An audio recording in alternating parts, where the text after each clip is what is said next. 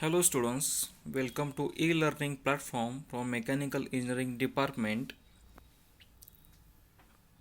I am Mr. B. Patil going to teach you thermal engineering subject in this semester. This is teaching an examination scheme of thermal engineering subject. Okay, you will be having 3 hours of lectures and 2 hours of practicals in each week. There will be 70 marks end semester exam and 30 marks of progressive assessment for theory. Also 25 marks end semester exam and 25 marks of progressive assessment for practicals. So there is a total 150 marks weightage for this subject. Okay, these are course outcome of thermal engineering subject. At the end of the course you will be able to apply laws of thermodynamics to devices based on thermodynamics. Second, use first law of thermodynamics for ideal gas in closed systems. Next one is use relevant steam boilers. Also use relevant steam condensers. And finally, use suitable modes of heat transfer. Okay. There are total 6 units for this subject. First one is fundamentals of thermodynamics. Second, ideal gases and ideal gas processes. Next one is steam and steam boilers. Next, fourth unit is steam turbines. Fifth, steam condensers. And last one is heat transfer and heat exchangers. Okay. Now we will start with unit first, that is fundamentals of thermodynamics. Okay. तर आपण आता first topic बघूया की काय आहे त्याच्यामध्ये fundamentals of थर्मोडायनॅमिक्समध्ये. त्याचा सिलेबसचा थोडक्यात आउटलाईन अशी आहे बघा. फर्स्ट पॉईंट आहे बेसिक कन्सेप्ट. त्याच्यामध्ये आपण types of systems, properties of systems, flow and flow processes, specific volume, temperature and density, हे सगळे बेसिक कन्सेप्टमध्ये बघणार आहे. सेकंड आहे एनर्जी. त्याच्यामध्ये आपण work, heat transfer, he energy, thermodynamics, potential energy, kinetic energy, internal energy, concept of enthalpy and entropy, हे सगळं आपण सेकंड पॉईंटमध्ये बघणार आहे.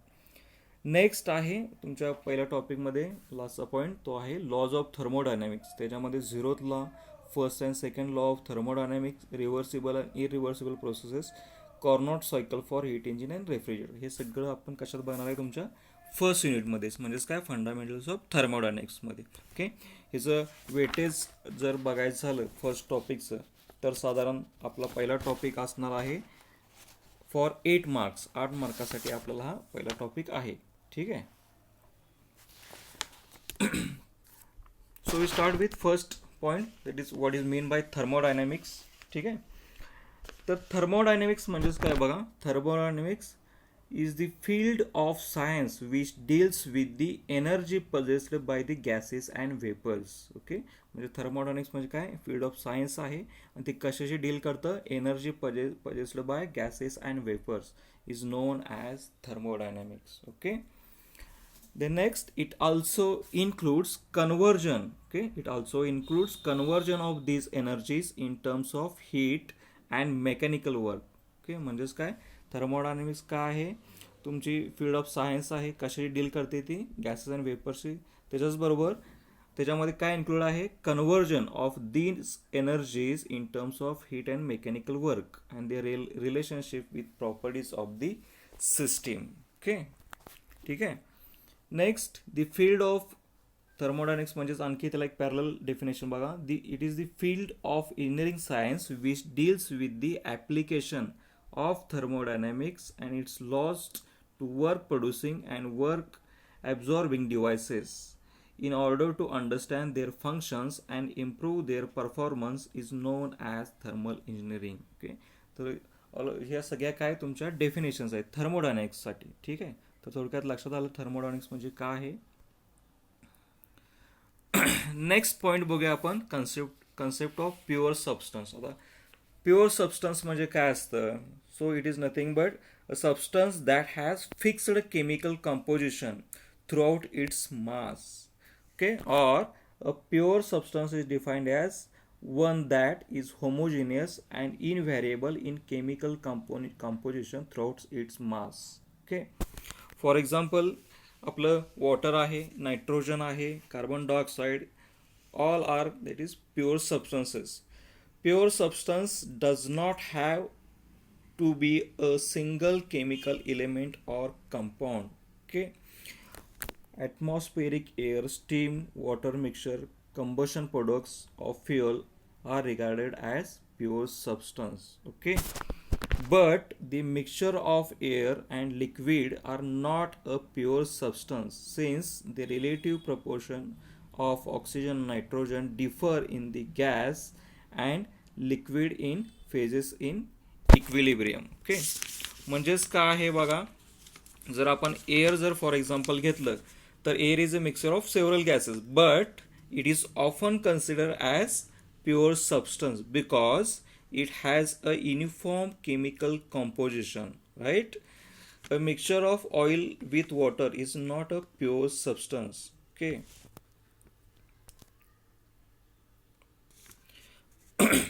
आपण नेक्स्ट बघूया आता थर्मोडायनॅमिक नंतर थर्मोडायनॅमिक सिस्टीम म्हणजे काय. सिस्टीम म्हणजे काय असतं.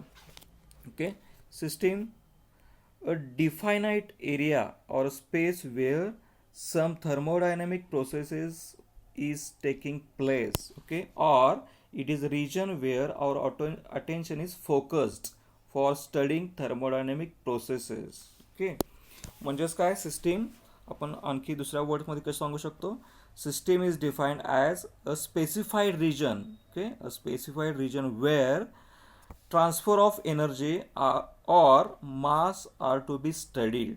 ओके, किंवा आपण असं देखील म्हणू शकतो it is nothing but a model of the equipment to be analysed in this system volume need not constant. Okay, म्हणजेच काय आहे सिस्टीम म्हणजेच काय आहे, एक असं स्पेसिफाईड रिजन आहे जिथं ट्रान्सफर ऑफ एनर्जी किंवा मास असणार आहे आणि आपण त्याच्यासाठी त्या फोकस काय करणार आहे, स्टडीसाठी आपण त्यावर फोकस करणार आहे. Right, a little observation will show that a thermodynamic system has its boundaries. Okay, system has its boundaries and anything outside boundaries is called as surrounding. Okay, म्हणजेच काय आपण अशा पोर्शनवरती कॉन्सन्ट्रेट करणार आहे जो आपल्याला पोर्शन स्टडी करायचा आहे आणि त्याच्या बाहेरचा जो पोर्शन आहे त्याला आपण काय म्हणणार आहे, surrounding. Right. Okay, then we will see types of systems. Systems कुठल्या कुठल्या आहेत बघा. फर्स्ट आहे क्लोज सिस्टीम, सेकंड आहे ओपन सिस्टीम आणि next one last one is isolated system. So आपण वन बाय वन बघूया. First of all we will see close system. आता क्लोज सिस्टीम म्हणजे काय आहे बघूया आपण. Close system is a system of fixed mass. Okay, close system is a system of fixed mass, किंवा आपण असं म्हणू शकतो की there is no mass transfer across this system boundary. There may be energy transfer in to or out of this system. Okay, म्हणजेच काय, in this system only transfer of energy but no transfer of mass across the boundary. इथं काय होणार आहे, transfer of energy possible आहे पण transfer of mass across the boundary शक्य आहे का, नाही. Okay, this is known as close system. Okay, त्याचं आपण थोडंसं आपण आता डायग्राम बघूया. क्लोज किंवा नॉन फ्लो सिस्टीम कशा आहे बघा, ही पूर्ण आपल्याला काय दिसते, सिस्टीम बाउंड्री दिसते. ओके, पूर्ण सिस्टीम ज्याच्यावरती आपण फोकस केलेला आहे. त्याच्यामध्ये काय आहे, पिस्टन आहे, आणखी काय आहे, सिलेंडर आहे. त्याच्यामध्ये आतमध्ये पूर्ण सिलेंडरच्या काय केलेलं आहे, आपण गॅस फिल केलेला आहे आणि आपण काय केलेलं आहे, हीट प्रोव्हाइड केलेलं आहे. त्याच्यामुळे काय होणार आहे, ज्यावेळी तुम्ही हीट प्रोव्हाइड कराल गॅस काय होणार आहे, एक्सपांड होणार आहे आणि it will be try to be piston moved upward direction. Right. म्हणजेच काय बघा, आता आपण जर पिस्टन सिलेंडरचं एक्झाम्पल घेतलं तर figure shows a system is gas filled in piston and cylinder. ठीक आहे, आपण काय केलेलं आहे, पिस्टन सिलेंडरच्या मध्ये काय केलेलं आहे, गॅस इथं हा फिल केलेला आहे. If heat is added to the system, the gas will expand and work will be done by the gas on the piston. Okay. म्हणजेच काय, आपण ज्यावेळी हीट प्रोव्हाइड करणार त्यावेळी काय होणार आहे, गॅस हा काय ना एक्सपांड होणार आहे आणि पिस्टन आपल्याला काय होणार आहे, तो मूव अपवर्ड साईडला होणार आहे. Right. Thus, heat and work cross the boundary of the system, hence the system is known as closed system. Okay. म्हणजेच काय झालेलं आहे इथं, हीट अँड वर्क काय केलेलं आहे, cross the boundary of the system. पण आपल्याला इथं काय झालेलं आहे, मास ट्रान्सफर अक्रॉस दी बाउंड्रीज झालेलं आहे काय, नाही झालेलं आहे. आपल्याला फक्त काय झालेलं आहे, तुमचं एनर्जी ट्रान्सफर झालेलं आहे. Right. So this is known as close system. Okay. So we will stop here. This is all about close system. Next system ज्या आहेत, कुठल्या कुठल्या आहेत, आपल्या ओपन सिस्टीम आणि आयसोलेटेड सिस्टीम, हे आपण नेक्स्ट व्हिडिओजमध्ये, सेकंड व्हिडिओजमध्ये बघणार आहोत. Okay. So we will stop here. Thank you.